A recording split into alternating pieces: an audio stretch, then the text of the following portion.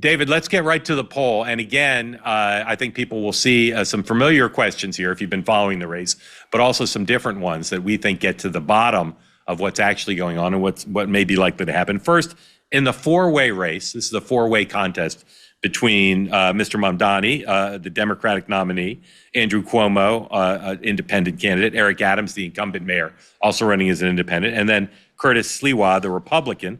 In the four-way race, you can see Mamdani's ahead, 39% of the vote. Cuomo is second to 21, Sliwa 18, and Eric Adams 9. And if you look at the crosstabs here, David, one thing that jumps out to me is Sliwa is getting 70% of the Republican vote and 22% of the independents, which puts him basically in league with the others. There's no way Mamdani will lose if that persists, I would say. Oh, that's absolutely right. One of the key takeaways to jump right off the page is that this crowded ballot is going to be a very difficult task for either Adams or Cuomo to win or be competitive if the ballot stays like it is. That's jumping right off the page. Yeah. John, you're familiar with the dynamics of politics. I don't get the sense any of those three guys are getting out of the race. I think the hope for Adams or Cuomo is that one of them basically deflates and voters say, if you don't want Mamdani, there's only one choice, either Sliwa, the Republican nominee, or either Adams or Cuomo. Is that how you see the dynamic? And is it possible that deflation will take place? I'm very relieved to get this poll because it explains something to me that has been a mystery, which is Cuomo's determined persistence to stay in the race, which I think most people thought after his embarrassing showing on the ranked choice first ballot that he wasn't going to expose himself to more humiliation and would just simply fade away, leave it to sort of this three-way contest between Adams, Sliwa, and Mamdani. But the poll that you have here shows that if you were to get, though you're not, but if you were to get Cuomo in a head-to-head with Mamdani, according to the WIC poll here, Cuomo would win. So he must be seeing this number and saying, okay, I'm the most viable person against Mamdani. The problem is that's not how it's going to happen. And the reason is Sliwa. Everyone's focused on Cuomo getting out. Well, Adams, Cuomo. Curtis Sliwa is the Republican candidate for mayor, got 325,000 votes in 2021. A generic Republican, even in a city as Democratic as New York, is going to get several 100,000 votes from Republicans who are voters in New York City.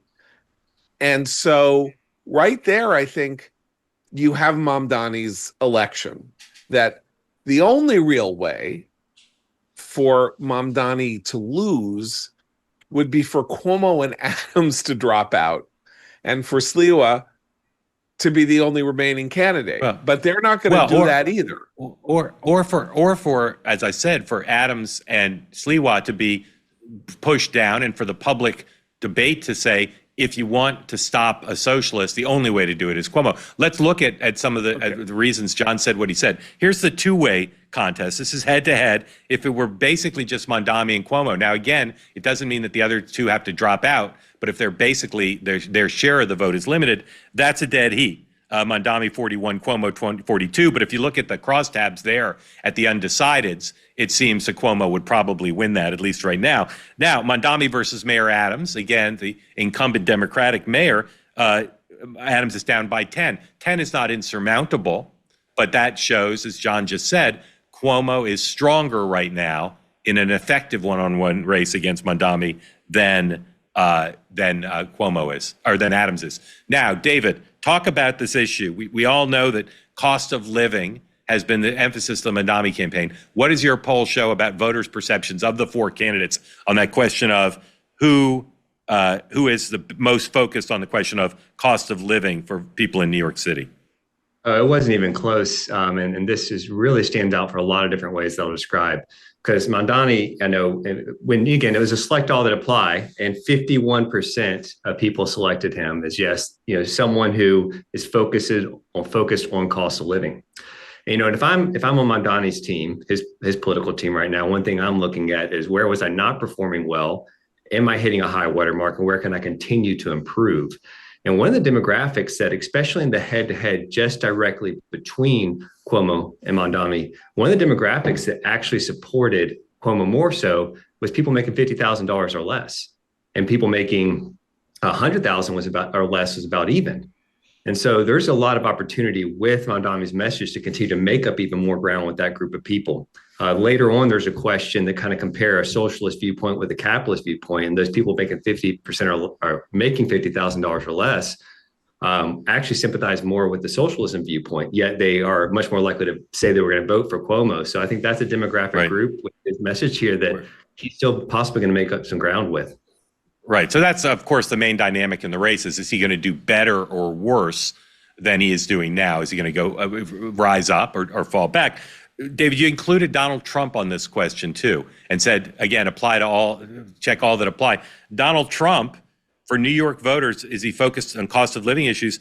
He does the second best in the poll after Mamdani, better than Cuomo, better than Adams. What do you make of that? And then, John, same question.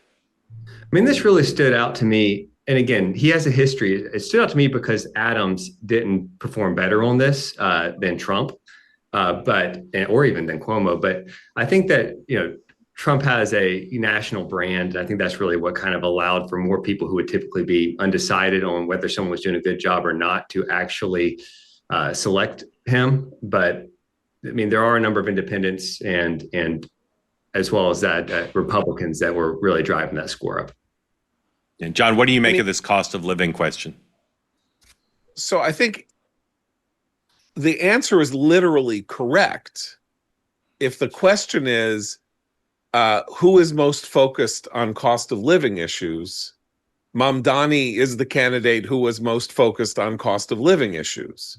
That was the source of almost everything that he said in the campaign that he wanted to advance, right? A lot of anti-Mamdani talk about his extreme views on all sorts of things, but he wanted people to look at him and say his focus is cost of living. And I'm not surprised.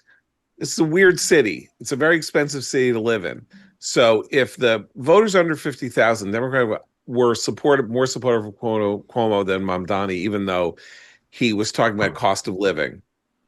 A person who makes $100,000 a year in New York City is very worried about the cost of living. I know that sounds grotesque, probably to a lot of people who don't live here, but you have no idea how expensive it is to live in New York. I mean, it's just insanely expensive. The city of the $8 muffin. And the 300 square foot apartment that rents for $3,000 a month.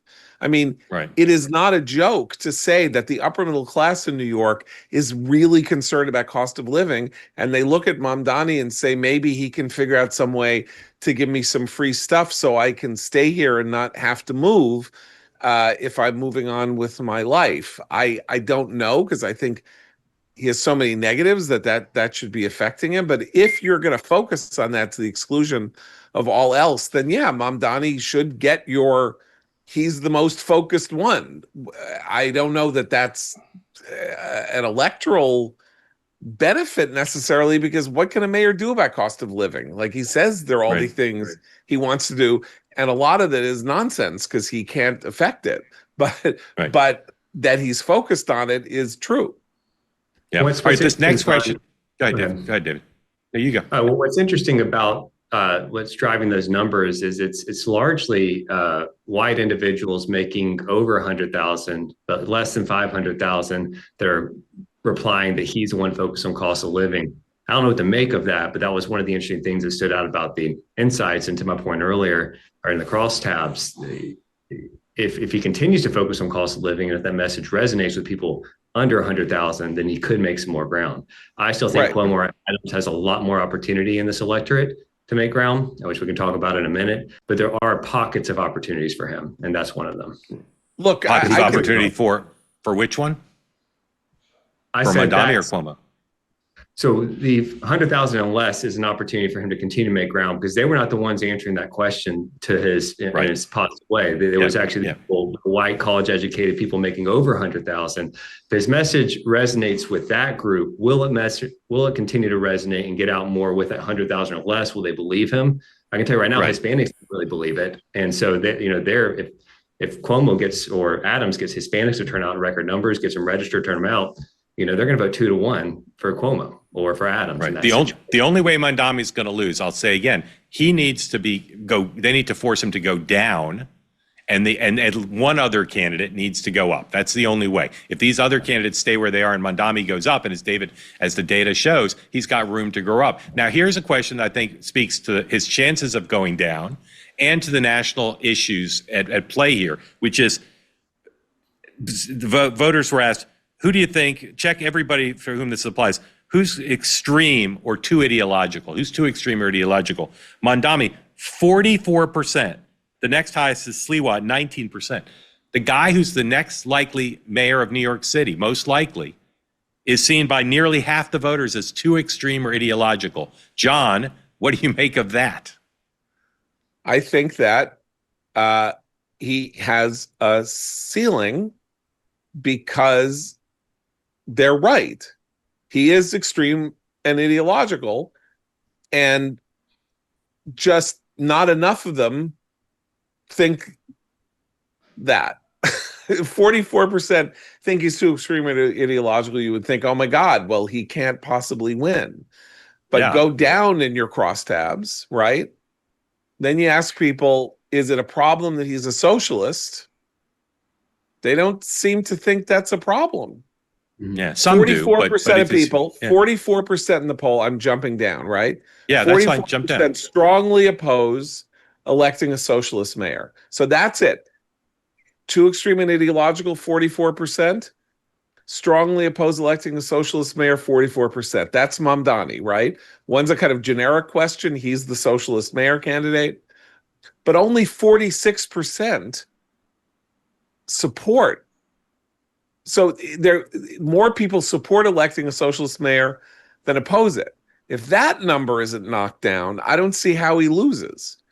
I agree with right, because there are going to be three candidates in the race. Yeah, I mostly agree with that. One thing that's going to be unique about this race, I believe, is that it's going to have a turnout. The dynamics are different than we've seen, at least in the last 25 years, I would say, and the turnout's going to be a lot higher. So, when anytime you do polls, you're trying to predict, well, who's likely to vote in this election. And if the turnout is in record numbers, then that ceiling may end up hurting him more than expected. Exactly. Based on the fact that he seems too ideological. And if you can just get the people to turn out who traditionally wouldn't, because they want to vote against a socialist, or, their vote never really mattered until now. And Republicans are an example of that, which is why Sliwa is a problem on the ticket for Cuomo or Adams.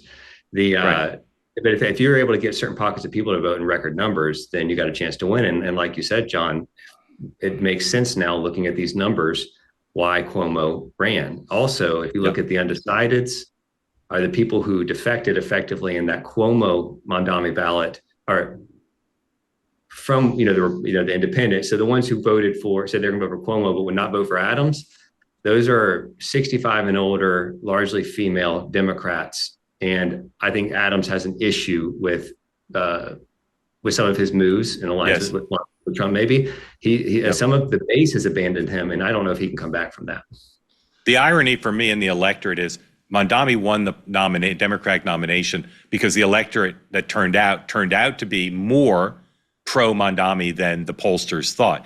If he loses the general, it's what's going to be what David, you just said, which is the electorate swells with Hispanic voters and other voters who didn't necessarily vote in the primary, but vote now here in the general.